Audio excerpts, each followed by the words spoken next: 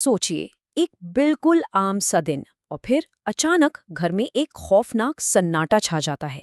ये कहानी उसी दिल दहला देने वाले सन्नाटे से शुरू होती है। ये मदद के लिए एक पुकार नहीं है। ये एक पिता के दिल से निकली हुई चीख है।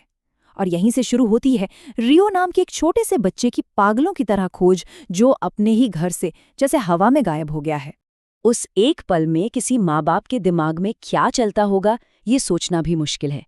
पहले तो लगता है मजाक हो रहा है, फिर उलझन और फिर वो डर जो अंदर तक हिलाकर रख देता है।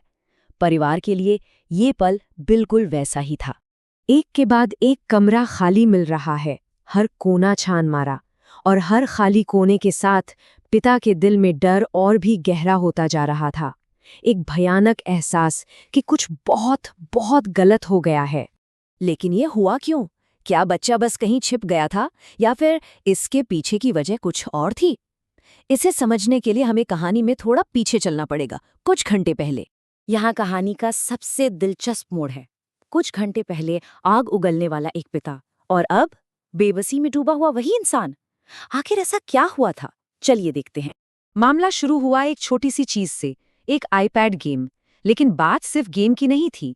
शायद ये कंट्रोल, दिन भर की फ्रस्ट्रेशन और एक पिता बेटे के बीच की खींचतान थी, जो देखते ही देखते एक बड़े झगड़े में बदल गई।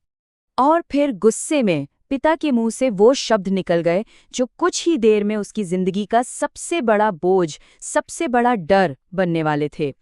अब वो शब्द हवा में गूंज रहे थे, और पिता की ये खोज अब सिर्फ एक खोज नहीं रह गई थी।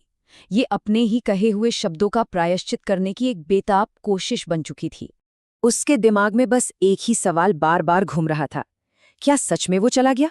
क्या मैंने ही उसे घर छोड़ने पर मजबूर कर दिया? ये सोच उसे अंदर ही अंदर खाए जा रही थी। पहले घर का कोना कोना छाना गया, फिर परिवार वालों पर शक हुआ कि कहीं मजाक तो नहीं कर रहे। और जब बाहर का गेट खुला मिला तो मानो पैरों तले जमीन खिसक गई। खोज अब घर से निकलकर सड़कों पर आ चुकी थी। कुछ घंटे पहले का वो गुस्सैल पिता अब कहीं नहीं था। उसकी जगह था एक टूटा हुआ इंसान, जिसका सारा गुस्सा पछतावे और अपने बेटे के लिए एक गहरे भयानक डर में बदल चुका था। जब सारी उम्मीदें टूट चुकी थी, जब परिवार लगभग हार मान चुका था, तभी एक आवाज आई, एक ऐसी जगह से जिसके बारे में किसी ने सोचा तक नहीं था। और फिर राहत की एक ऐसी सांस जिसका शायद कोई मोल नहीं। रियो मिल गया था, छत पर, सुरक्षित, या कम से कम देखने में तो यही लग रहा था। लेकिन कहानी यहाँ खत्म नहीं हुई, बल्कि यहाँ से एक नई और भी ज्यादा उलझी हुई पहेली शुरू हुई। रियो तो मिल गया, लेकिन वो अपने पीछे एक बहुत बड़ा सवाल छोड़ गया था। ये बात किसी को समझ नहीं आ रही थी। पिता ने खुद छत चेक की थी, दरवाजा बाहर से बंद था। तो सवाल ये था कि रियो आखिर वहां पहुंचा कैसे? ये नामुमकिन था, जब तक कि इस सब में कोई और भी शामिल न हो।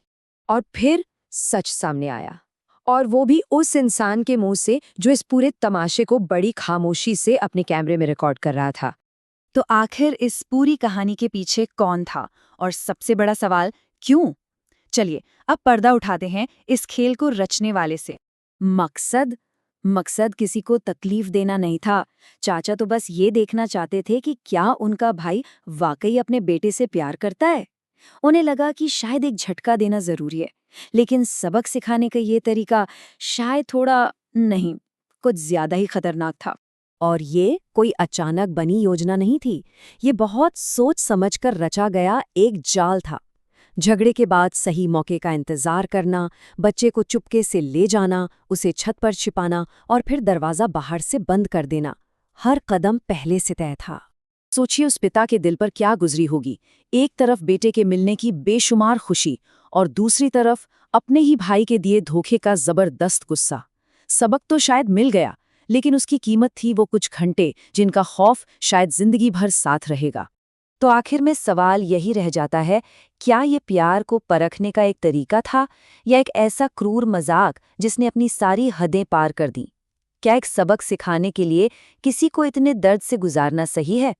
इसका जवाब शायद हर किसी के लिए अलग अलग होगा।